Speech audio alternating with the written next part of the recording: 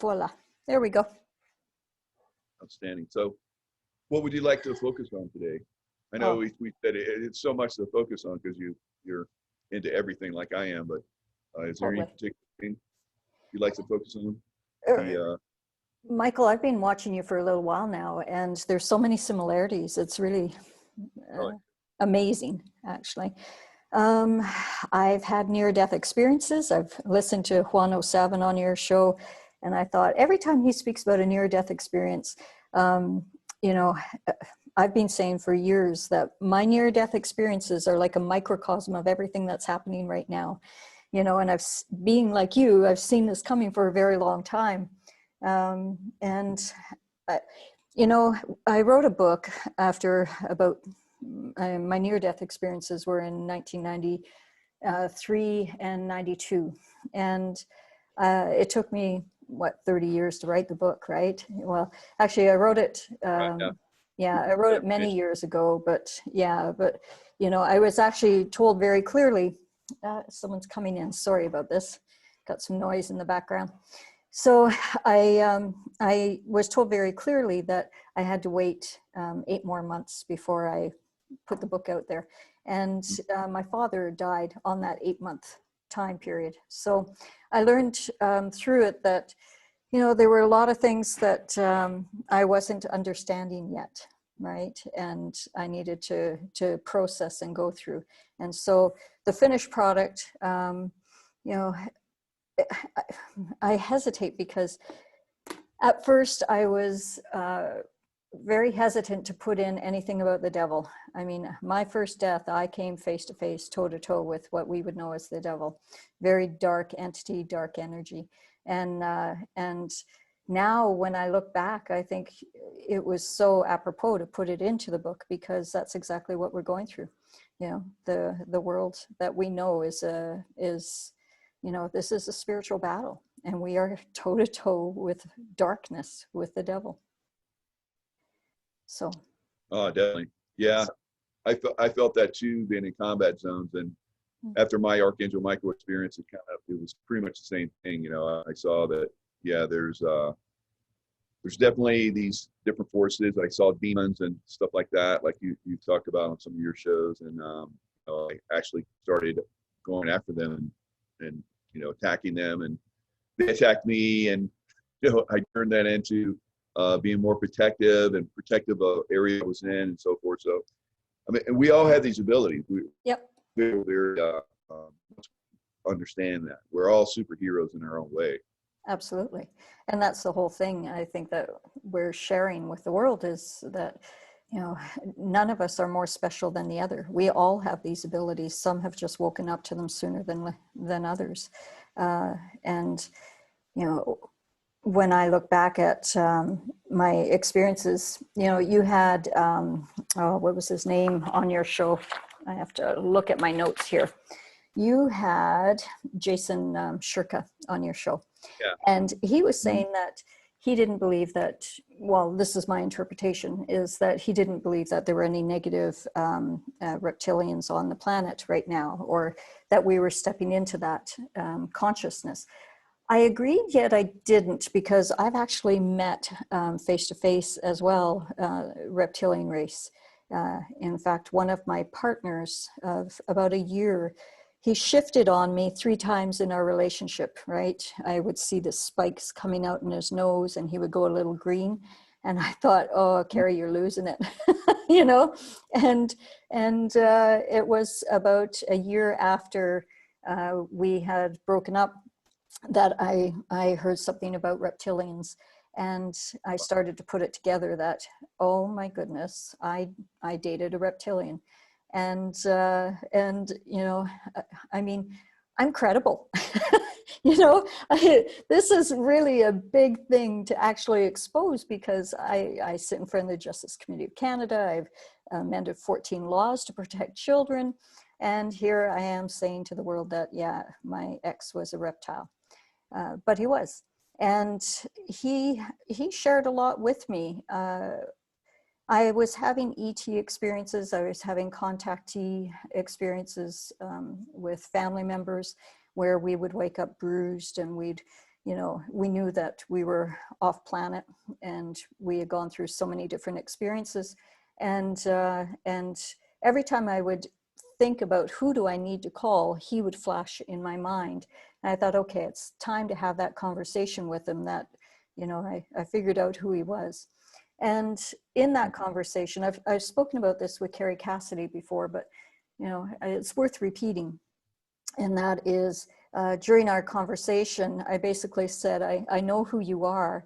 And there was like silence, and I said, he goes, what do you mean? And I said, well, you shifted a couple of times in our relationship. You actually went green on me. And he was like, and that didn't freak you out? And I said, no, I was in love with you. You were in love with me. It didn't really matter to me where you were from. You were always kind. You were always gentle, very loving, very protective. And, I was in love with them. And so he said, okay. And I said, I think you were in love with me too, right? And he goes, well, of course, yes. And he goes, what do you want to know?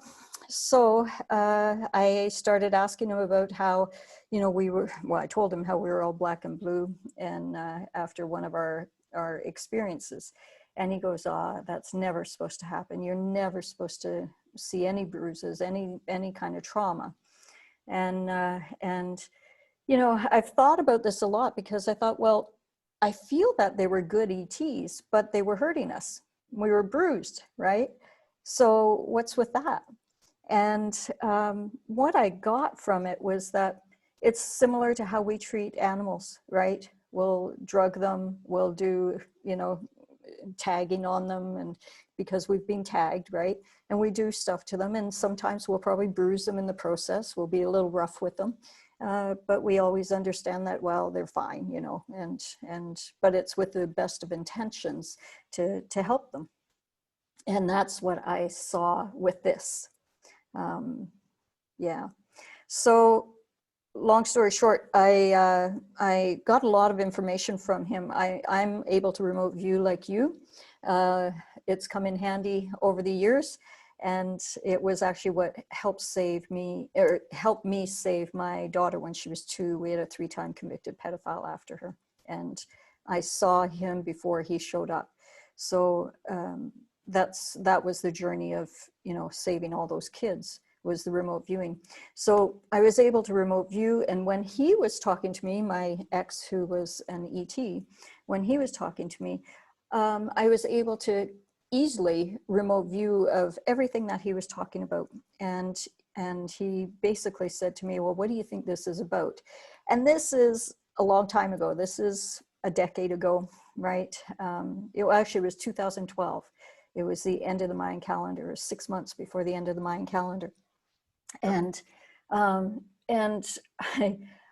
I said, well, if I was to look into it, and boom, I'm traveling down this, like portal, but it was more like a wormhole. I could go through it.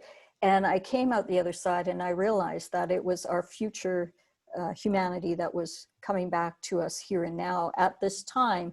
And in 2012, I heard that this is pivotal. It was pivotal for AI, right? To end AI, because what happened was humanity, as it went off into the future, became robotic, and they stopped being able to have babies. In fact, I went out and got every domain name on every kind of name about incubating and womb, birthing, because I thought, I'm going to control that. They're not going to be able to use it, right? So for 8 years, I've been holding on to these domain names to protect all these children, so we don't go into the womb test tube babies without, by sterilizing the race. And that's what I saw was in the future, was that they were all sterile. They couldn't have babies anymore. They were extremely robotic. They were transhuman, and not even hybrids. They were really robots. So this was shocking in 2012 to actually see this vision. And it's stayed with me all this time. So as we've been progressing, I keep going back to that vision thinking, yeah, I can see why they've come back to this time, because they are shifting everything. There are 5 alien nations, he told me. Well, what I remembered initially was that there were 3 alien nations, 5 in total. 2 were against humanity, 3 were for. But I've since seen that it was actually 5 now, 5 alien nations that are for humanity. And they have like a galactic council that is working very hard to make sure that we get through this. So what is getting through this? That's really the question. It is, it's that spiritual battle. It is coming into owning who we are, our personal power, what we can do, and stop playing victim, right? Stop being a victim and stepping into owning that we can control our future. And that's why we're here, right? At this time, we're all alive. This is the end of times, and we're all alive. This is a pretty exciting time. Yes, I agree with you. Stop being the victim and take responsibility for what's happening to you. You know, so I was with family last night. We were all talking about, you know, all these other people that are just don't seem to get it, and they're all, you know, in angst, and they're why aren't things happening right and stuff like that. And like we're all like in heaven, you know, we're sitting there, we had dinner together, you know, having a great time. But we know all these people that are like, you know, in this alternate reality, it seems like, and that's by choice. Yes. We're responsible for your own thoughts and how you position yourself and where you're at in your life. So yeah, we're at that point. It is like an alternate reality. We are shifting into another timeline. It's like the Mandela effect, but only as a collective and a collective consciousness. So when I think about this, I actually had a lucid dream this morning that I wanted to share with you. And it was beautiful. I saw an elephant's face. You know, I get lucid dreams every single morning, and they're always a message. And so this morning's was this elephant's face, and I saw the tusk and the trunk coming through a fog. They were in a total white fog. And as the one elephant came towards me, 2 others were just a couple of steps behind it, and they started to emerge. And then it stopped. And I said, I don't understand. What's this mean? And there was silence. And I said, I'm sorry, I don't understand. Can you please explain? And then I heard the voice, it's always in this side, right? And it said very clearly, elephants are like humans. They are easy to control through fear and pain, right? And then all of a sudden the elephants started to move, and they were coming towards me, and they were charging, and there were thousands of them, if not millions. And I then heard the voice say, God bless the thing that stands in the way of an angry, awake elephant. I thought, that's humanity. That's humanity. We're starting to charge. And so this morning, as I woke up, I went onto the computer, and all of a sudden there it was, you know, all these people starting to march, all these people starting to get awake and angry, but angry in a healthy way, you know, passive resistance, not like Antifa or BLM, right?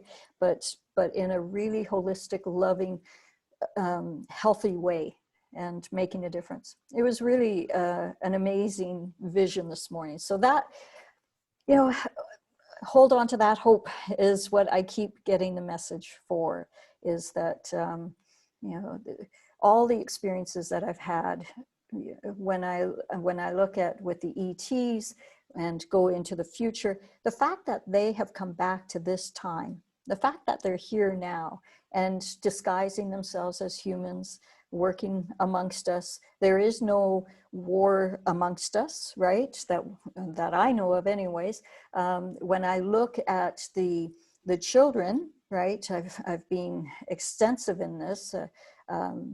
You know, I look at that. It's the cabal, it's the Illuminati, it's the very dark entities that are involved with that. It's not ETs, the benevolent ETs that are here. They are disguised as humans, and they are really trying to wake up as many of us as possible. Yeah, I think the really bad evil ETs have been taken off planet. So the ones that are left they don't know how to manage like the old the evil he said. So they're Yeah. they're falling apart. They think they have the right process down, but they're for us, we're very creative. We're in that level of consciousness where we're creative and we can work around all the negative stuff that they do. The control factors that were there before that kept our consciousness down or lifting. Like here in the States, we have 2 states now that have gone maskless, Ohio and now Montana. So it's slowly starting to come back against them. Of course, there's still cities, I think in Montana, they have Whitefish, which is, and I hate to pick on any political party, but it seems like the Democrat Party has completely, given in to the deep state. But it's a Democrat mayor, and he's going to keep the controls on. So I think that, like you're saying, that people are like, why is the rest of Montana open, but our town is shut down? So they're going to start to push against this, like the elephants. We're going to come out. Well, we've been fortunate. I live in Europe now. I'm a Canadian, but I live in Europe, and our media hasn't been as controlled as yours in North America. I have family and friends in Canada, and they are so, I would want to say, misinformed or ill-informed, because majority of the information that they get is through mainstream media. And we know that $1 billion over 3-year period were given to the CBC Global and CTV by our PM, our Prime Minister. So in 2018, he gave $500 million, and then again in 2020. And so, when I look at how much information they're getting compared to what we do in Europe, I would say that Europe has really been a blessing for me to be here right now, because I'm able to transfer that information and give it back home. Had I been in Canada, my husband often says, Carrie, you'd be arrested 10 times over, because that's what I did, right? I was an activist. Get out of Canada now. That was like almost a year ago. So yeah, good for you out of there. Nice. Yeah. Well, going back to Canada, the subject of Canada, it was about a week ago now. I had just an inkling, a push to look at a webcam on Parliament. So Parliament is like our House of Commons, right? It's our main political building in Ottawa. And I thought, I wonder if there's a webcam on there. And sure enough, pulled it up, and there was construction in front. They are flattening. They went down about 12 feet right in front of Parliament, in front of the Peace Tower, it's called. And I was in construction for years as well. I owned a land building company with my former husband. And when you dig down, you get dirt. They went down 12 feet, and it is a ceiling. It is total concrete, for a huge amount of concrete. You can see that there's something underneath there. So my feeling was that it was more tunnels under there that they were starting to expose, because they had to bring in rebar, and they had more rebar there. And I got contacted by a nurse, and she was from Melbourne, Australia. She had been trained for 1.5 years prior to them going into the tunnels in Melbourne, and for trauma, to be prepared for what she was about to see, and how to help all these kids. And so she shared through my girlfriend. It was, one-off, but it was a direct communication. And she said she is now in Ottawa, and she's doing the same thing there. So my suspicion were correct, that there was, underground tunnels with Parliament, and that's what she was doing there. That's what's happening in Washington, D.C. too. I had Gene Decode on a couple of days ago, and he was talking about the same thing, how they got a little clip of children coming out. So it's a rescue operation for a lot of these areas. And underneath, our cities of government. Unbelievable, right? I know, yeah, right in plain sight. I mean, I sat in the Justice Committee of Canada 12 times protecting children and making laws and writing and amending laws. And little did I know that right below our feet, this was going on. I knew a lot of stuff was happening. I exposed a lot of huge pedophile rings back in early 2000s, late 1990s, and I was the first in Canada to actually speak out about child pornography or child rape I never called it pedophilia. It was always child rape. Like, let's call it what it is, right? And the lambasting I got initially, I lost family, I lost friends. It was horrific. And so what we've gone through in 2020 is a huge reminder again of what happened, because as soon as we started to see all of this bubbling up and exposing, I was calling it out very, very early, as were you, and lost a lot of family, a lot of friends, hundreds and hundreds on social media, if not thousands, you know. And but now, Outside of a that, year we're getting later, hundreds of thousands of you friends that yes, want to wake up. yes, So all people that don't wake up, that's their path, you know, that's their it's true, choice. And so it's, true. I'm okay with that. You know? Yeah, A totally. lot of that I'm probably going to look back on even now and say, wow, you're still asleep on a lot of stuff. So that's, Yeah, it is what it is. That's good. yeah. Well, going back to the book and talking about the devil, yeah, that was one of the first times that I actually had to really stand up and say, um, we have a fight in front of us that is this is our opportunity to actually do what I did at that time in that death. You know, basically, I was drunk. I choked on my own vomit. I had been drinking heavily. I'd had an abortion, and I was beating myself up. And so I was so drunk that I couldn't turn over, and I choked on my own vomit. And I slipped out of my body. And for a long time prior, I kept seeing all these little gremlins coming out of the ground, you know, all the little black demon things that would growl and hiss at me.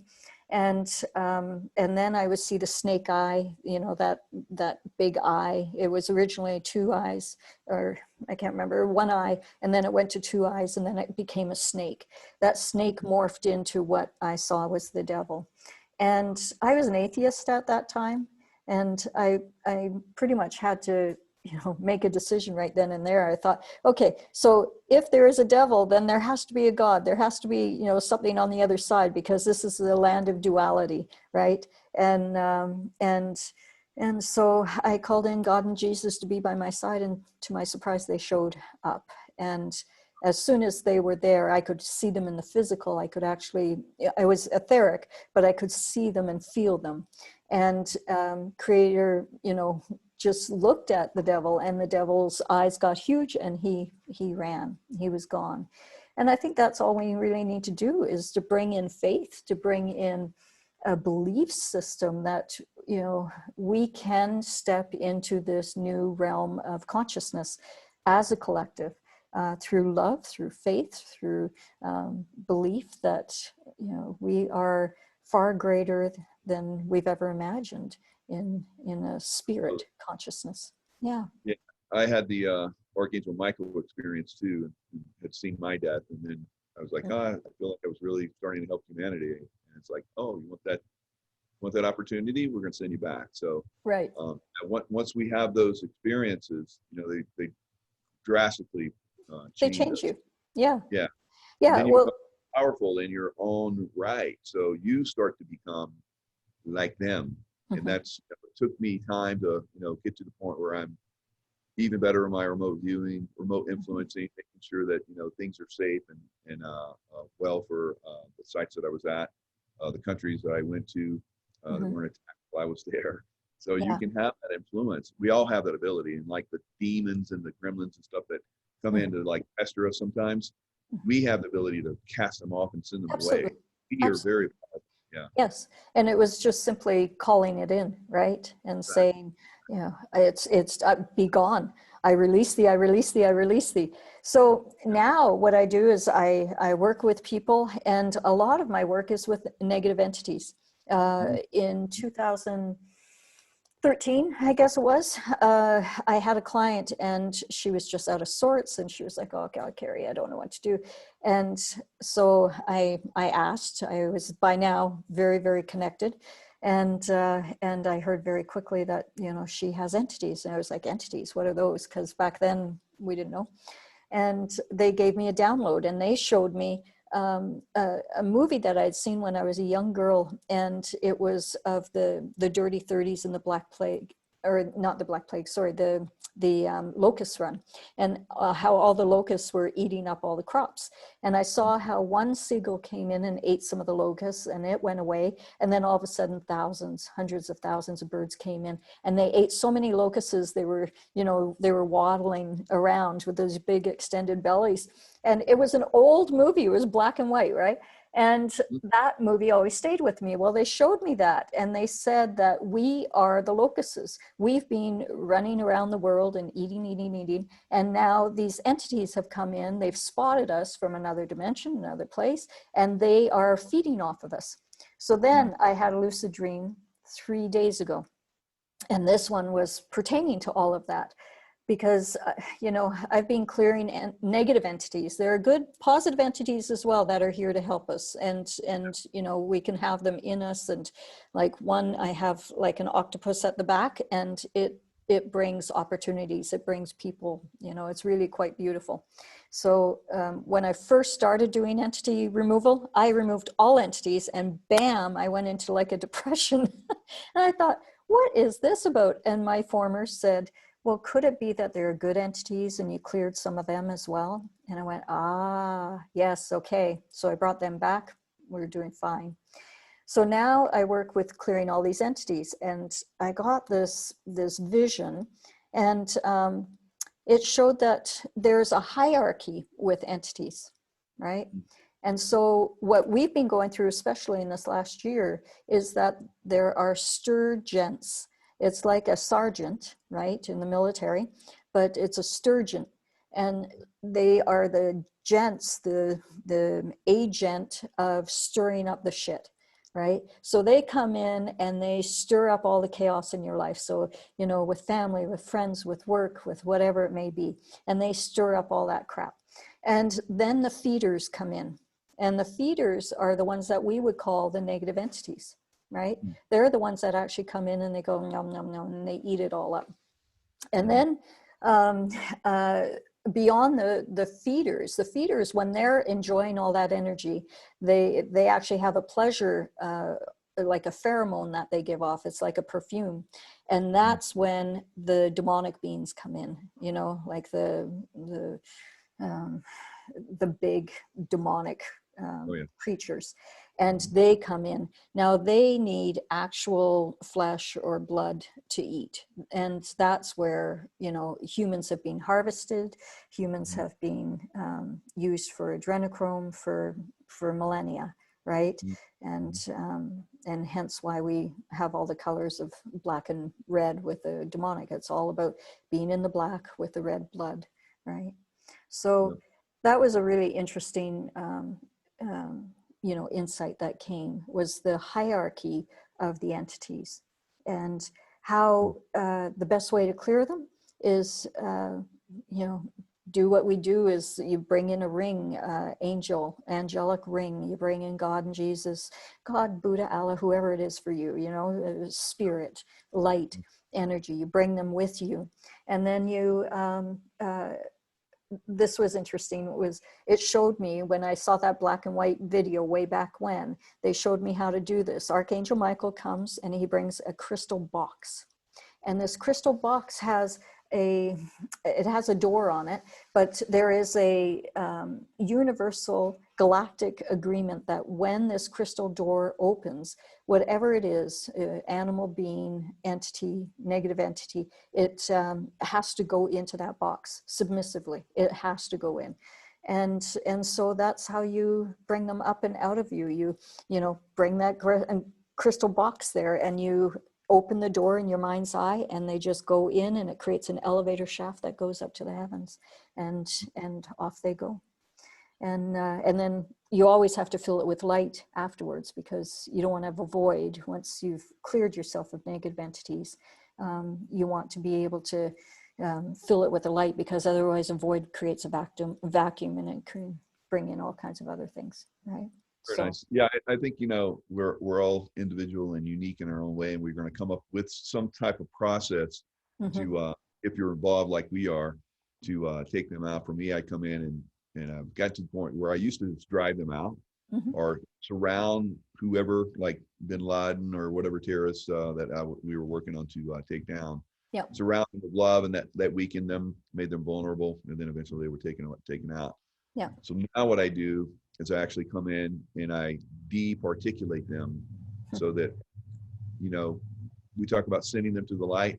Mhm. So I'm the light bringer now, and I basically departiculate them completely. Yeah. If they stay. Now, if they leave right away, which many do now, so I know. then they cast them off to whoever they're on. Yeah.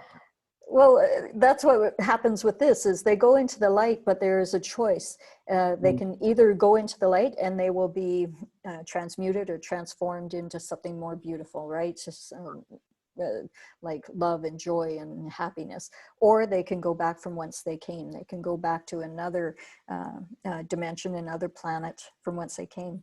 And it's funny that you talked earlier about how a lot of the demonic beings have been brought off planet. That was another lucid dream that I had a couple of weeks ago, and I saw a very dark planet, and it undulated. It was like it was breathing, but it was so dark and so demonic. And I saw all these beings being taken off planet and being put on this planet. It was like a jail cell, right? But they had to stay on this realm, this planet, and it was actually breathing. And then I saw that in the future they will transform it, transmute it. You know, as you know, energy can't be destroyed, so it will be altered in some way. And yeah. So it's amazing the work you've done as far as, like, you know, like you say, child rape, pedophilia, and so forth. Yeah. Can you talk a little bit more about that? Because I'm really focused on that. I have a lot of guests that come in and talk about that. I think that's one of the things that really gets people now finally waking up to that, and they're like, no more of this. You know, all these people that have been involved with that, they have to go. They have to stop being in charge of us and controlling us. That's got to stop. So yeah. You're involved in organizations and stuff now, right? I started Man Mothers Against Pedophiles in 1998. Well, actually, it was 2000. For 2 years, I was waiting for someone else to come along and be the spokesperson, and I would help them, right? But I never thought that I would be the voice of it because I was illiterate. I couldn't read very well. You know, I had failed grade 12. I was in dummy class in grade 8. And I really didn't think that I would be the one to do this. But it got to a point that I had heard so many stories, and after my near-death experiences, I had communication this side, right? I could hear a voice that was very, very loving, guiding, whether it was Creator, you know, at that time. So I was getting repeated visions of being on a podium and speaking out about this. And lo and behold, you know, it haunted me, this vision, over and over again. So I decided to, you know, I made a deal with Creator. I kind of looked up at the sky and I said, okay, I'll do it, but you got to make it easy for me, because I already had post-traumatic stress from, you know, all of the stuff that we had gone through with our daughter. With he never got to her, but man, the cases that I had already been working with over that 2-year period, you know, I ended up with PTSD, and yeah, so I made a deal, and lo and behold, it came together really easy. And I started to get, the media at that time were wonderful. They helped me a great deal. I would get, you know, reporters phoning up and saying, Carrie, there's this case out of Nova Scotia, and you know, Carl Toft is the guy's name. He's going to be released, and he had like 300 victims, and he was involved with the RCMP, was involved with it. Premier Hatfield, who would be like a state governor, he was involved with it. They used to take kids out of a teen penitentiary, you know, youth detention center. RCMP officer would take them in the car. Carl Toft was the guard. He would let them out. They'd take them in the car and they'd bring them to the premier's house for parties. And Truman Capote was supposedly there. There were a lot of very famous people. There were senators. There were judges, you know, you name it, the top of the top. And so we were able to expose that. That was when I started to get followed by the black helicopters. And I've had that for like 20, 25 years now. This is the first year that it stopped, funny enough.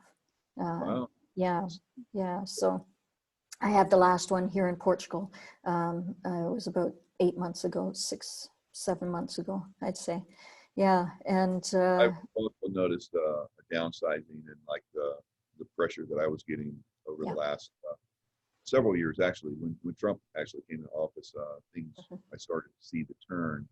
So it's been good. So a lot of different things, less chemtrailing that's going on, still going on, of course, but not as much. It's And just this we're week that we've seen small, chemtrail. so they don't mess with us. They're trying to just survive, Yeah. so it's good. Well, this week we've actually seen chemtrailing here in Portugal, first time in a very long time, like probably a year that we've seen them. So, and Portugal was the country that the judges ruled that the PCR test was invalid, right? So Portugal's pretty progressive, although, you know, the PM was also a member with the Bilderberg group. So, you know, so as was the is the prime minister in Canada, and a couple of the like the state governors are premiers, also members. So, you know, we're still, but we're getting there. We're still in the battle, but we're getting there, which is really, yeah. It's exciting.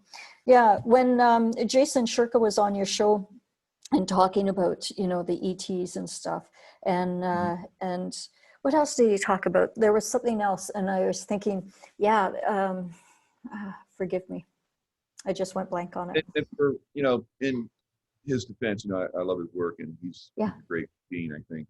Yeah. He's still young. He's like, I said, he's like 23, 24, you know, so think back when you were 23, 24, you have a very limited, you know, scope of experiences and knowledge, and a lot of the stuff that he knows has been shared with him. So maybe it's just he doesn't have that broad range of experience like we do. So yes, I completely agree. I've seen reptilians as well. So well, that's what I was going to say is we are in a consciousness of duality right now. There's up, down, left, right, in, out, right, good, bad.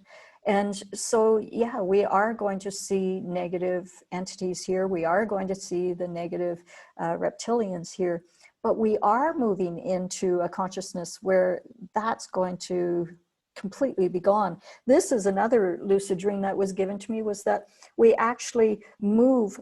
I watched the earth, you know, when it came to a tipping point. It's like the 100th monkey. When we came to a tipping point where enough of us were actually stepping into a place of utter love, right? You know, love for even the pedophiles and I mean, people would come to me and say, how can you say loving things about the person that was my pedophile when I was 3?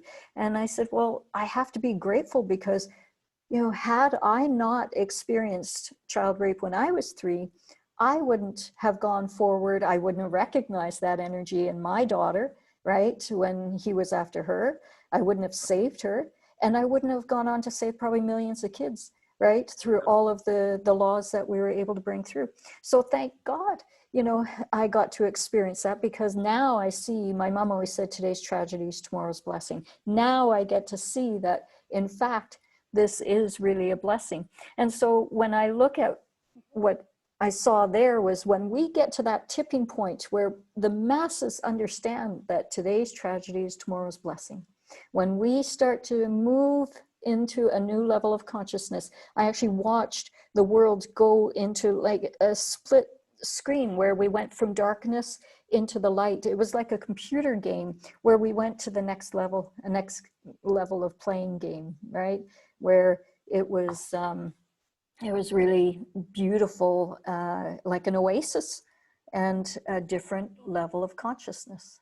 So I think that's what perhaps he is seeing, is he's already stepped into that, because it already has happened in so many levels, but we're living in the residual effect of our words from 3 days ago, right? We're always kind of playing catch up, right?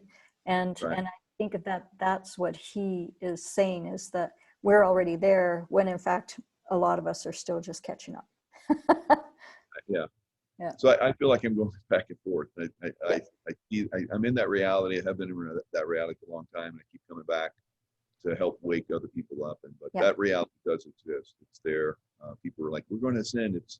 It's there already. Mm-hmm. And yeah, some people are going to take a little bit more time to get there, but it's magnificent. Yeah. Yeah. Well, I've had battles like you have. When we woke up and we were black and blue, and we were, I was speaking with my former, who was the ET. I know I was getting downloads at that time. That's why we were black and blue. We were getting ready for something that was coming. And I was able to throw energy in the palms of my hands, you know, do some really wild things that I remember thinking, oh my God, like, this is getting pretty wild, right? And as it turned out, there were six points on the planet that had an opportunity to open up. They were like a portal, and had 4 or more of those portals opened up, we wouldn't be here, because it was really World War III at the end of the Mayan calendar. A lot of people don't understand. They think that nothing happened. Oh, I want to swear, oh shit, yeah, it happened, because I was there. It was really, I took on battles with a lot of lizard-looking creatures. Some looked like salamanders that would stand on their back, and they had long tails, and they would scoot across the floor, across the floor.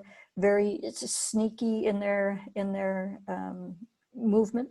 And snakes, giant snakes, lots of those. Had to clear the house, had to put lights around, and I ended up in a battle with a woman over the possession of that property in Canada. And that property was a vortex. It was a portal, and it was one of those 6 locations around the world. And I just happened to be able to be owning that property, and it's a long story, but it was really beautiful how it all came to pass. And I won the battle. I got to stay there through the courts. We ended up literally in a legal battle over the possession of the property.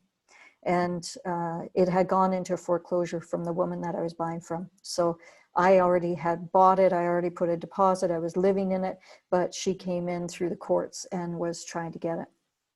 And so I was able to keep it until December 27th and past the end of the Mayan calendar. And that was, it was amazing. So we were driving across the Rockies, and the family member I was driving with, all of a sudden started to channel, and a Russian accent woman came through her and started to tell us about why we went through what we went through, and she made sense of all of our battles, and the legal battles and the physical and the spiritual battles that we had gone through. And she told us that there were 6 locations that the Mayans had sacrificed themselves and closed the porthole, and they left the time piece, right? And it was a clock. And when that timepiece ended on December, 21st, 2012, that was like the alarm clock going off, and had 4 of those portals opened up. And we were the last of the portals, so they were kind of waiting bated breath that, let's hope that we keep it closed. And we were able to, our family was able to. So it was pretty wild stuff. Yeah. So yeah, I think that we were able to, continue into where we're at right now, to let more people awaken and be part of this mission. Yeah. So it could have ended there, and then it would have been like you're talking about, a World War III type event where total catastrophe. But it didn't, and actually it feels like we went through World War IV with everything that was happening in this last year. There's been many battles. Going back to the pedophilia, I've seen so much, and I helped raise the age of consent, brought in Amber Alert to Canada, brought a lot of American laws into Canada. I worked with, the British police service as well, and France, but I kept quiet. Like not many people knew me. They knew the laws that I worked on, but they didn't know who I was. And I was an underground, you know, because I had two small kids at the time and I had to protect them. And so, you know, I worked with, you know, 5 prime ministers, and a lot of them were corrupt, if not all. Dated one of the prime minister's sons. He was the one that actually shared with me that, you know, all of our elections are rigged, and that, you know, worldwide, right? He goes, oh, yeah. Carrie, you know, he's a French guy. And he was like, oh, Carrie, you really think that we have a democracy? No, no, no, no, no. We don't have a democracy. It's all arranged. My sister married this person, so he is in the, you know, the family, one of the 13 families. Then it was arranged that my father would be the next PM. And so, you know, it's been pretty wild trip watching all of this stuff and kind of putting pieces together.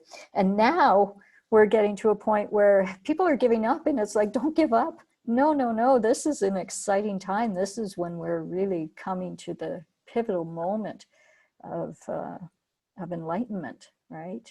Amazing, amazing time to be alive and watch this. We've been preparing and working towards this moment for thousands of years, many of us. So it's definitely a pleasure to be here during this time frame. Isn't it though? Watch the fall of the cabal. Yeah. When I look at you, actually, Michael, I can see you're very similar to Archangel Michael. You have that warrior chest and you have wings. In fact, it's funny because you have like something covering on the one side. It's like white, but I can actually see a wing in there and the other wing. Yeah, you definitely have that warrior spirit. And you have lots of angels around you, lots of angelic support. One is really close to you, right behind, stands like just inches in behind you, and he's huge. He's a very large, angelic support for you. So yeah, it doesn't surprise me the work that you're doing because, like you say, you've been doing this for thousands of years. You can see it, and you've got the wings, so fly. Yeah. Yourself included. Yeah, I see the wings as well. So yeah. Oh, yeah. Well, I see myself more as a fairy. I think I'm more like, of the elemental realm where, I tend to flitter around. Nice. Yeah. Yeah. But no, seeing all that stuff, it's really beautiful. The DUMS, there was one in Banff, Alberta, Canada. And every time that we drive to that house that I was talking about, that was the portal, I would look over and I would see this little, it looked like an electrical building, like a electrical, like a 3G tower type thing, but it had a little hut around it. And it had this huge fence around it. And every time I'd look at it, I could look in and it went down hundreds of miles. And inside I could see all the ETs. Now these were not nice ones. These were very dark ones. And family members could also see it, So, we knew that there were some DUMS in Canada. We had seen them personally, but had no idea to the level of what was going on. Knew of adrenochrome, knew of panda eyes, all of that sort of stuff. But when you get the masses knowing about this stuff, this is when the change comes into play, because people are going to say, no, we're not going to put up with this anymore. And and I think that's where we're at now. And then you have the, like you're talking about, the Hollywood types and the singers and stuff that have the panda eyes, like it's like some kind of, Lady Gaga. Yeah, it's like Lady Gaga, and it's like in our face. Yeah. And they're trying to, condition us. So, the panda eyes. Right. Oh, that little girl has panda eyes. How cute. It's like, wow. No. Yeah. Really understand, what that's from. Yeah. I did a violation. video. Yeah, for sure.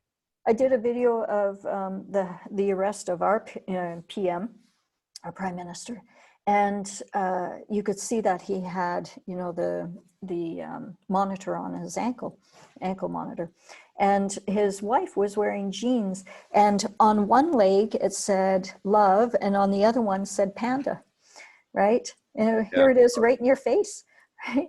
And so I was contacted by a woman that owned the property that they were filming on. And she said, I was there at the time that it was being filmed, and she had to go and change those jeans because they were so tight, and she needed to get into something looser. And I thought that was part of what I was saying in the video, is those jeans were so tight you could see the monitor. It was restricting across her calf because she had it high, and it was restricting, the leg was doing like a, you know, like a, what do you call it, a droop foot, you know, the drop foot. And so it was confirmed by this woman that owned the property, saying, yeah, she had to go and get some other plants on, and you could tell that the monitor was there. Yeah. So they've been arrested for a long time now. Whether or not these are, I don't know about, what do you think about these, you know, belief systems that they're body doubles, or they're not drones, but yeah. I think a lot of them have been arrested, and they're even the good guys, I think, are allowing some of them to stay, like the Prime Minister and his wife. Mm-hmm. And I think that's just so they keep that illusion going while they, wrap up more of them. Mm-hmm. So that others don't run. Because I've been involved in hunting down, like in combat, like Noriega and Saddam Hussein and so forth. That's just one person. It took us a long time to find them, Yeah. So we're looking at millions. Wow. So you don't put them all to scurry and go to New Zealand and their own little dumps and stuff like that. So it's definitely an operation that's ongoing. There's lots of us talking about it. I can see it. I've been seeing it for quite some time, been talking about it quite some time. So people are like, when are we going to hear? Well, we've been talking about it. You're not going to hear it in the mainstream media because they're controlling that, and they're keeping you dumbed down. So there's plenty of us like ourselves, that are sharing that information.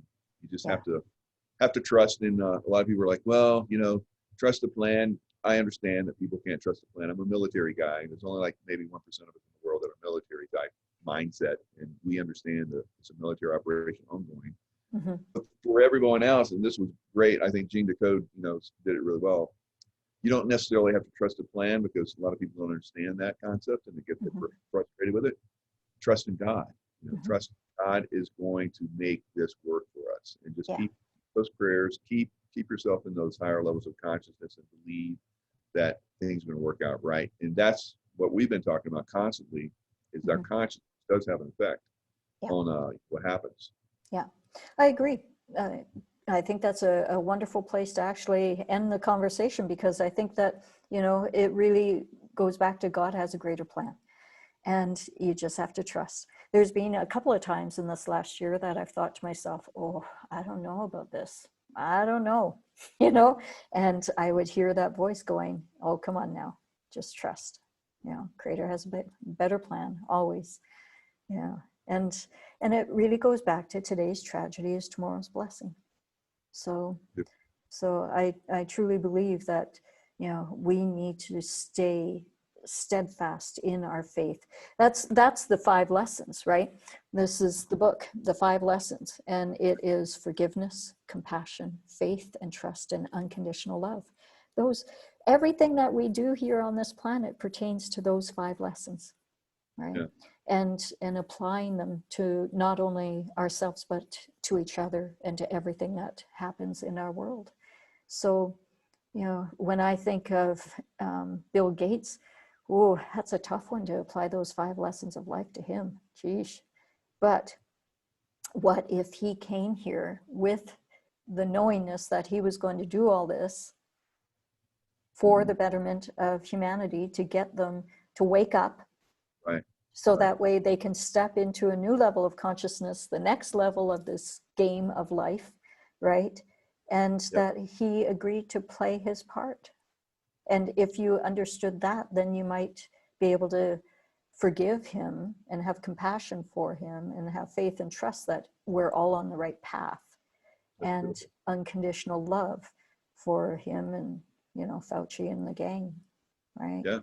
Yeah, because I don't think there are accidents in life. I think that, you know, it's all part of a greater plan, even them. So your work, how can people find you? Oh gosh, you know, I'm going off of Facebook now, so I'm just starting on Telegram, and what are all the other ones? Rumble, and you know, I have the YouTube channel, but the YouTube channel, I was shut down for about 3 weeks, 4 weeks. I thought that it was a done deal. They said that I wasn't able to upload anymore. And lo and behold, last week, I was able to start to upload again in this last 3 or 4 days. So Definitely this one. yeah, yeah, definitely. Yeah. And thank you for promoting the last one on the Super Bowl and Satan, because Oh yeah, that one, very good. yeah. Get some views on that. Nice Well, job. yeah, you know, it's been an ongoing thing. We've been looking at that year after year after year. Yeah, you look at the one with Beyonce and Lady Gaga, right? I mean, all of them, very demonic. I know. Yeah, all of them. Yeah. Yeah. So, and the viewership is down like how many percent? You know, it's huge. The viewership for the Super Bowl has dropped significantly. So pretty exciting about that. And everything. Yeah. So Yeah. it's good. Yeah. People are looking for us. That's good. Yeah.